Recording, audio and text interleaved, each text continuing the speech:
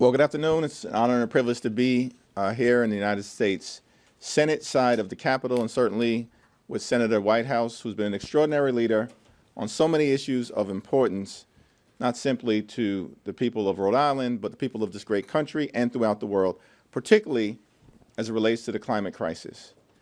Now, from the very beginning of this Congress, the very beginning of this presidency, there's been an unwillingness by Donald Trump and House Republicans and Senate Republicans to deal with issues of importance to the American people, particularly as it relates to the cost of living crisis that we have in this country and the various reasons why it continues to get worse in the United States of America.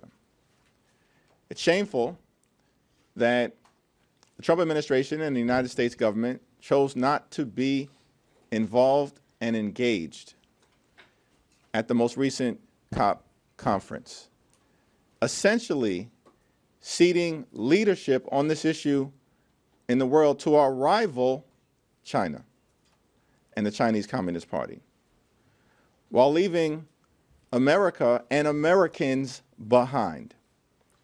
Now, there's a direct connection between the climate crisis, which continues to grow more urgent by the day, and the rise of extreme weather events that are not a partisan issue because they hit blue states, purple states, and red states all across America. A direct connection between the climate crisis and the rise of extreme weather events that threaten the health, the safety, and the well-being of the American people, and a direct connection between the rise of extreme weather events and the homeowners insurance crisis that exists now in state after state after state. Homeownership has become unaffordable in far too many places, ripping away the possibility of home ownership for millions of Americans. And we know that home ownership has always been central to the great American dream. And so it's incredibly important that we deal with the climate crisis because there is only one Earth. There is no planet B. We have no other option. We have to deal with protecting God's green Earth.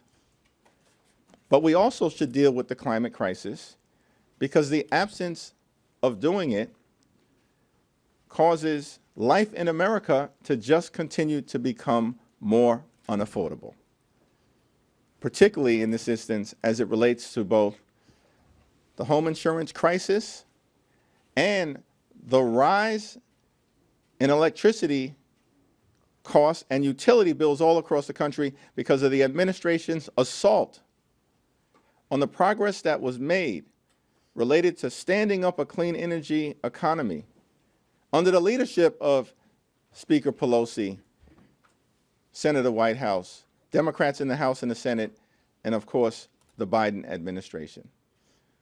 Republicans have taken a sledgehammer to the clean energy economy, which hurts our ability to both deal with the climate crisis and hurts our ability to drive down costs for everyday Americans.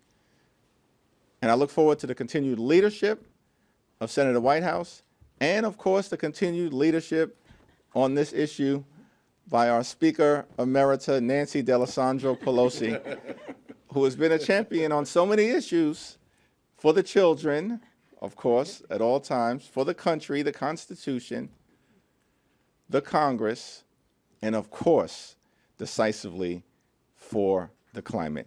It's now my honor to yield to Speaker Pelosi. Thank you very much, Mr. Leader. I almost called you Mr. Speaker. Just a